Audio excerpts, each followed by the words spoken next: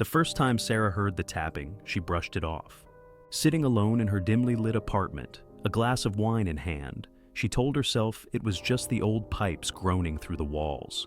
The building was ancient after all, cracked ceilings, creaky floors, the whole package. The landlord had mentioned the place had character, which she quickly learned was code for falling apart. But as she sat there, curled up on the couch, flipping through channels, the tapping came again. Soft, deliberate. Tap, tap, tap. It came from below.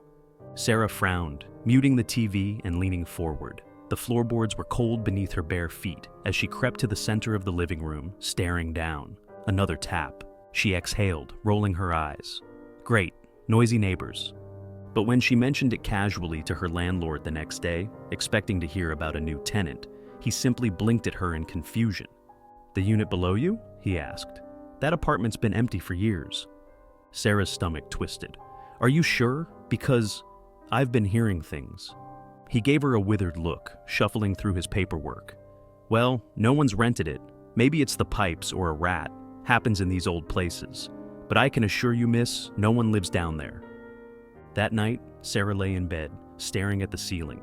The tapping started again. She squeezed her eyes shut, pulling the blankets tight around her shoulders, willing herself to ignore it, but it didn't stop. Tap, tap, tap. Long pauses in between, like whoever or whatever was making the noise wanted her to listen. She groaned, sitting up and grabbing her phone. Scrolling through her contacts, she debated calling her best friend Emily, but decided against it. Emily would just tell her she was being paranoid again.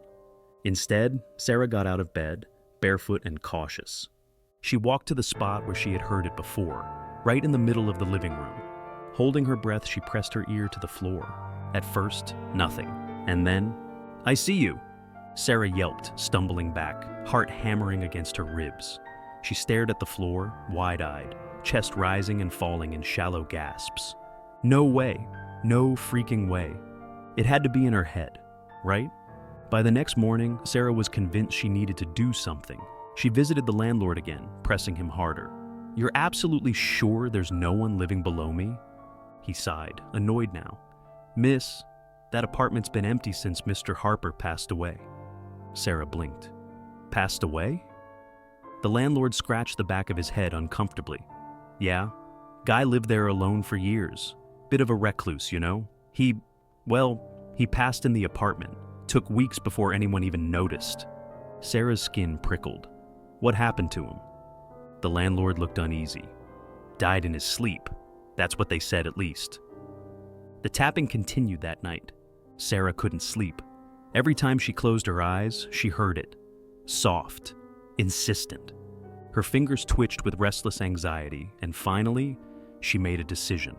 Grabbing a flashlight from the kitchen drawer, she knelt down by the floorboards. She had to know. Using a butter knife, she pried up one of the loose wooden planks, wincing as it groaned in protest. The gap was small, just enough to peek through. She angled the flashlight down, the beam cutting through the dust and revealing the eerie, dark void below. And then, an eye, staring straight up at her. Sarah gasped, dropping the flashlight, scrambling away, her breathing ragged. She stared at the floor in horror, unable to process what she'd just seen. Someone was down there, watching her. Her shaking hands fumbled with her phone as she dialed 911. "I need the police," she whispered, barely able to form the words. There's someone living under my floor." The police arrived within minutes, their heavy boots thudding through her apartment. Sarah watched, clutching a blanket around herself, as they pried up more of the floorboards and forced their way into the apartment below. Moments later, one of the officers called out, his voice laced with something Sarah couldn't quite place. Fear, maybe? You're gonna want to see this." She hesitated, her legs trembling as she followed them down. The apartment below was a dusty, rotting space. The smell of decay hit her immediately, making her stomach churn. And then she saw the walls. Photos, hundreds of them, of her, sleeping, brushing her hair, cooking dinner, some taken from inside her apartment, from angles she couldn't even comprehend. A shiver raked down her spine as she approached the far corner. There, swinging gently from the ceiling beam, was the decomposing body of an old man. His face was hollow, sunken, but his eyes were open, staring at her. Pinned to his chest was a final photo, one from last night, Sarah sleeping. At the bottom of the photo, a message written in shaky, ink-smeared letters. I never left. Sarah packed her things that night and left without a word.